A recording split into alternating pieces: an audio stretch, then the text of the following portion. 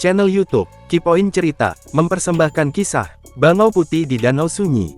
Di tepi sebuah danau yang tenang, jauh di tengah hutan bambu, hiduplah seekor bangau putih, dan sayapnya terbentang seperti awan. Setiap pagi, bangau terbang rendah di atas permukaan air untuk mencari ikan kecil, lalu beristirahat di atas batu besar, sambil menikmati sinar mentari. Ia hidup sederhana, tetapi hatinya selalu penuh rasa syukur. Suatu hari, musim kemarau datang lebih panjang dari biasanya. Danau mulai surut, ikan-ikan berkurang, dan tanah di sekitar hutan retak-retak. Banyak hewan mulai kelaparan dan kehausan. Bangau, yang terbiasa berbagi ikan dengan teman-temannya, kini sulit menemukan makanan untuk dirinya sendiri. Namun meski lapar, ia tak tega melihat hewan lain menderita. Suatu pagi, Bangau melihat seekor anak rusa pucat di tepi danau. Lidahnya terjulur, napasnya berat, seperti belum makan dan haus. Air, hanya sedikit air, gumam anak rusa itu pelan. Bangau menatap air danau yang agak kering, berubah menjadi lumpur. Ia tahu, di tengah danau masih ada sedikit air jernih, tetapi terlalu jauh untuk dijangkau makhluk berkaki. Hanya makhluk bersayap seperti dirinya, yang bisa terbang ke sana. Tanpa berpikir panjang, dan dengan paruhnya yang tajam, ia menciduk air sedikit demi sedikit. Ia meneteskan air itu ke anak rusa. Air itu sedikit sekali, tapi cukup untuk membuat anak rusa membuka matanya. "Terima kasih Bangau," ucapnya lemah. Bangau tersenyum, "Jangan menyerah, aku akan kembali dengan lebih banyak air."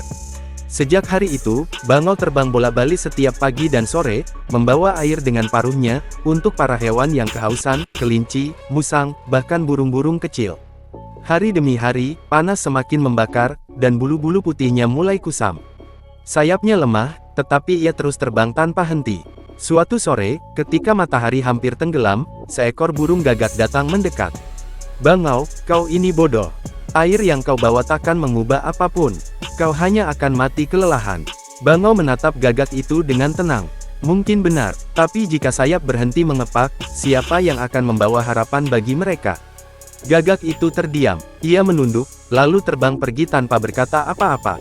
Hari berikutnya, Bangau bangun agak lemah dari biasanya. Tubuhnya gemetar, dan bulu-bulunya mulai rontok. Namun di kejauhan, ia mendengar tangisan hewan-hewan kecil, yang menunggu di tepi danau.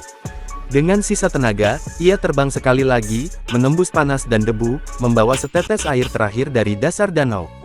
Begitu ia tiba di daratan, air itu jatuh ke tanah kering, dan tiba-tiba, setetes air itu menyerap ke dalam bumi. Tak lama, awan hitam datang menggulung di langit. Angin berembus, dan hujan pertama turun, setelah berbulan-bulan. Hujan itu deras, membasahi tanah, mengisi danau, dan menyelamatkan semua penghuni hutan. Semua hewan bersorak gembira, berlarian di bawah hujan. Tetapi mereka melihat Bangau lemas pucat.